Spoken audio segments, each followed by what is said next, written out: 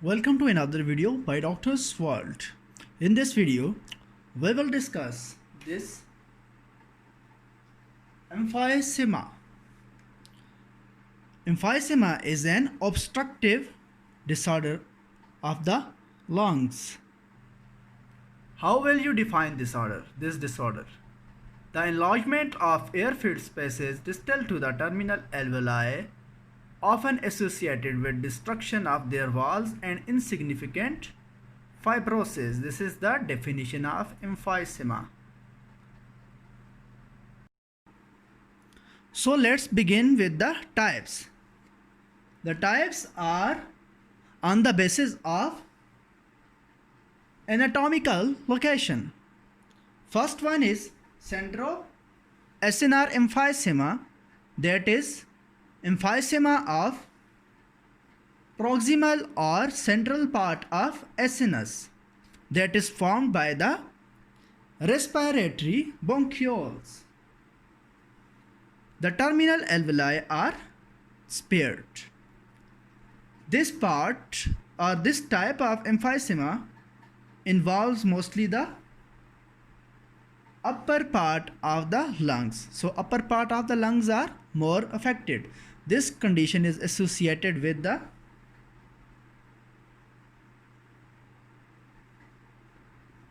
chronic smokers. Second is pan-acinar emphysema.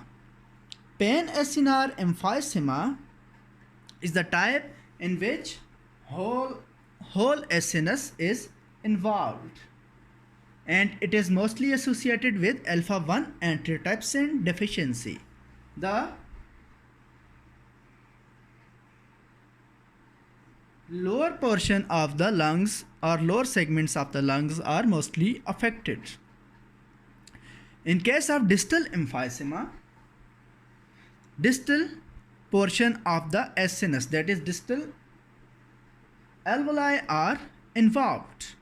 Proximal or central acinus is spared, opposite to that of centroacinar emphysema.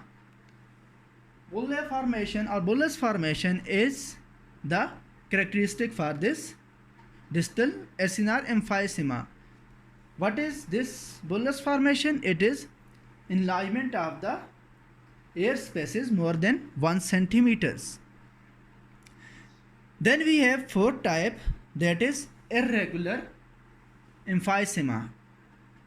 In this, acinus is irregularly involved and it is associated invariably with scarring, and it is one of the most common type. Now we come to the pathogenesis. In pathogenesis, if a person is smoking or is exposed to any other noxious chemical stimuli, and plus there is genetic predisposition, then there is oxidative stress that leads to damage to the alveolar wall. There is inflammation that is associated or characterized by infiltration of the neutrophils, macrophages and lymphocytes, and they release the inflammatory substances that lead to damage to the alveolar wall. Furthermore, if there is alpha-1 antitrypsin deficiency, then there is imbalance between proteases and antiproteases, and these all lead to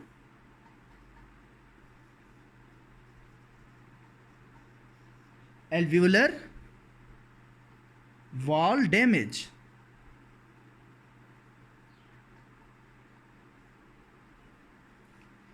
Now we come to the clinical features. First, there is classic emphysema with no bronchitic component. In case of classic emphysema with no bronchitic component, there is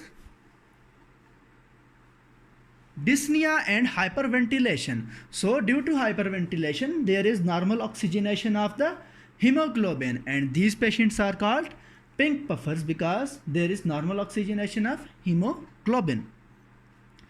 So when there is bronchitic component added, that is with bronchitis, the person is less dyspneic, but without increased respiratory drive, carbon dioxide retention occurs, due to which the person is hypoxic and cyanotic. Furthermore, these persons are obese without an unknown cause, and therefore these are called blue bloaters because these are cyanotic. If COPD is added with emphysema, then there is decrease in the capillary surface area due to alveolar wall damage. There is a decrease in the surface area, and it leads to pulmonary hypertension, secondary pulmonary hypertension, and cor pulmonale develops. What is cor pulmonale? It is the right-sided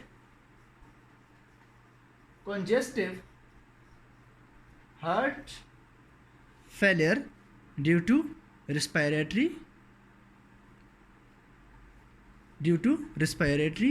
problems. Thank you for watching.